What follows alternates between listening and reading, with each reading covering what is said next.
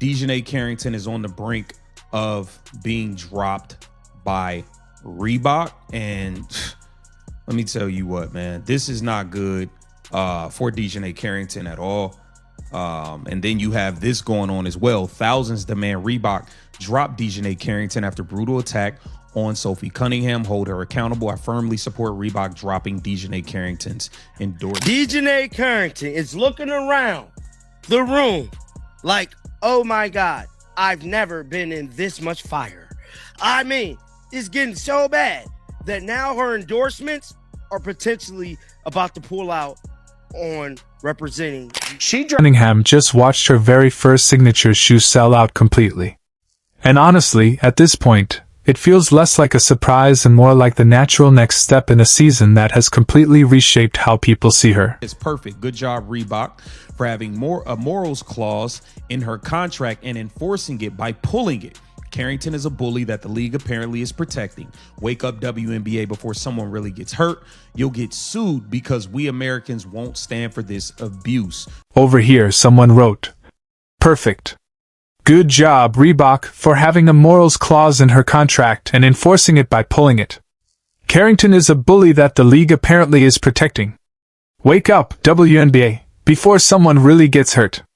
You'll get sued because we Americans won't stand for this abuse, dude." Sis would have told you not to clothesline Sophie Cunningham from hell. Because you want to know why? The backlash you're going to get from that decision will affect your pockets. And I'm so happy that these brands are now seeing what we've been seeing. A whole lot of BS going on from these players. And I'm telling you right now, more players need to lose brand deals when they do. While all of that is happening, DiJonai Carrington is on the other end of the spectrum entirely, watching her Reebok deal crumble, watching fans turn on her in real time, and watching a single decision on the court turn into the kind of career damage that doesn't simply disappear after a week. Two players, two completely different trajectories, both tied together by the exact same moment.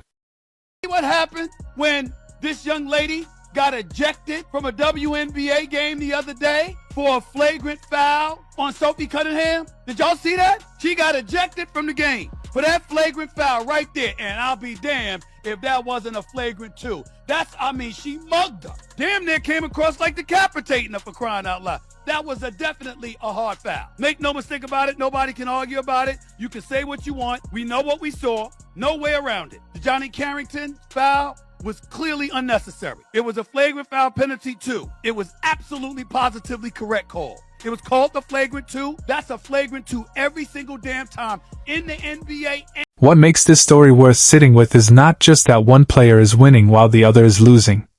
It's how directly connected the two outcomes actually are. Cunningham's rise didn't happen in a vacuum, and Carrington's fall didn't either.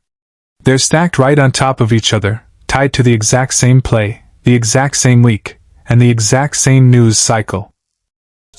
White privilege after getting tossed from the game, but says it wasn't about the foul. Can you explain this? No, I can't. When she tweeted white privilege, she did it so quickly, it was almost as though she had the phone in her pocket after this foul and she got ejected. So, I mean, to say she wasn't referring to this play or getting kicked out and saying that the only reason she got kicked out and it got upgraded is because Sophie Cunningham is white is crazy. It was a crazy thing to tweet. Maybe crazier than to try to act like it had nothing to do with the play. So I have no idea what she's talking about. I don't think anybody can have any idea what she's talking about. Let's start with the good news because there is a lot of it. Cunningham's Adidas Crazy Energy P reportedly dropped at around $110 to $120, depending on the retailer, and within an hour, most sizes were gone on Adidas.com. Not gone by the end of the day, not gone by the weekend, but reportedly gone in about 60 minutes. Dick's Sporting Goods and Hibbett had some additional stock for people who missed the initial release, but that supply also disappeared quickly. For a player-exclusive shoe, that's not a typical release. That's the kind of early demand brands hope to see when they invest in an athlete, and Adidas appeared to get it almost immediately. Did y'all see what happened when this young lady got ejected from a paying attention to what DiJonai Carrington did to Sophie Cunningham, it was not a race-based decision. And to call that a white privilege-based foul is to completely undermine the term of white privilege and to also completely ignore the rules in basketball. You hit her in the head, you drew blood, you didn't connect with the ball at all whatsoever. So to me, it was just very ignorant and to some degree asinine by DiJonai Carrington to suggest that that call was based on white privilege. Have we seen examples of white players make that same foul and get away with it? Yes. Have we seen examples of black players make that same foul and get away with it? Yes. There was no white privilege involved in that specific call. DiJonai, you hit her in the head and you drew blood. And it did not stop at sold out. Pairs that originally retailed for around $110 reportedly started appearing on resale sites for close to $270, with some pairs actually selling rather than simply being listed. That's a shoe more than doubling in value within days of release, suggesting this wasn't just Fever fans buying out of loyalty.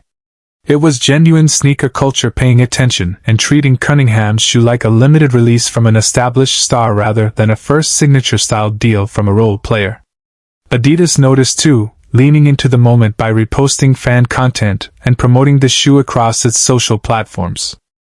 I went to X and responded to Manuel Acho. He said, I never once claimed that the assessment of the foul was white privilege. That was your assumption. Try exercising your critical thinking skills. Know you studied psych. Furthermore, I'm the last thing from ignorant or asinine when it comes to speaking on white privilege. Do your research on that one. Actually went to school, one of the top universities, might I add, to educate myself on this exact subject. I would never use that term as a rhetorical weapon, knowing the historical and social weight it holds without having the proper evidence to substantiate it.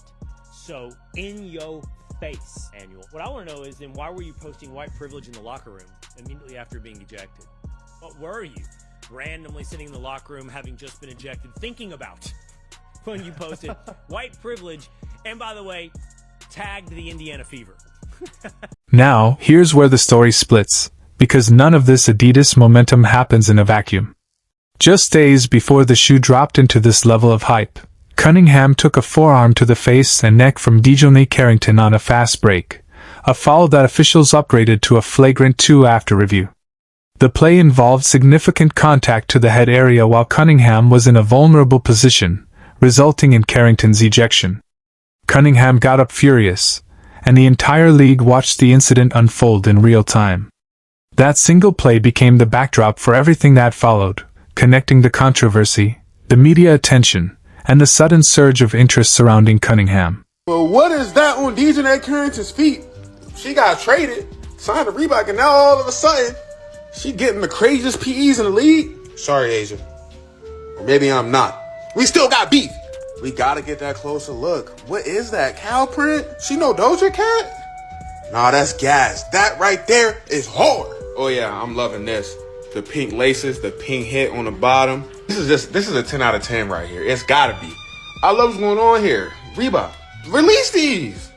Not release. Because instead of the story ending with the ejection, Carrington posted 2 words on Threads shortly after leaving the court. White privilege, while tagging the Indiana Fever directly.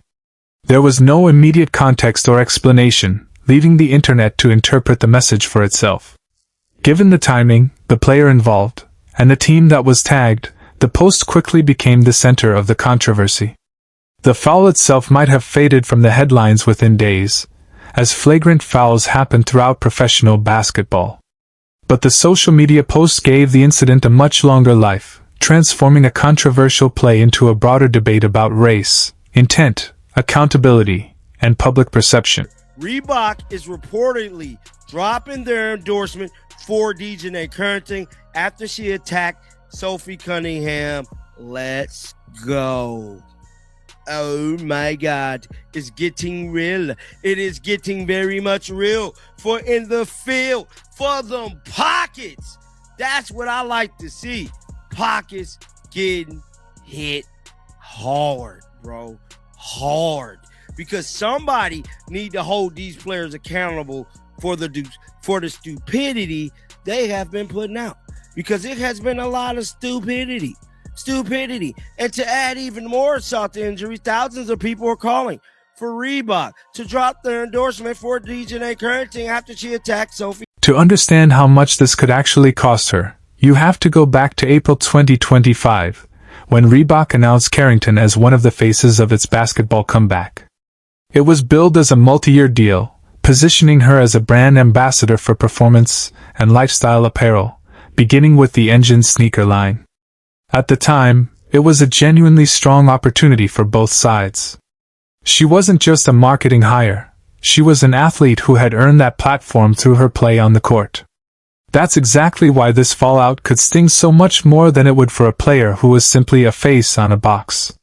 She had genuinely built something with the brand, and now, according to the narrative, that relationship is reportedly unraveling fast. A lot of people are, getting behind this thing, and DiJonai Carrington is on the brink of potentially losing millions of dollars with sponsorship. Here it says breaking thousands of people are calling Reebok to drop. This thing is everywhere, man.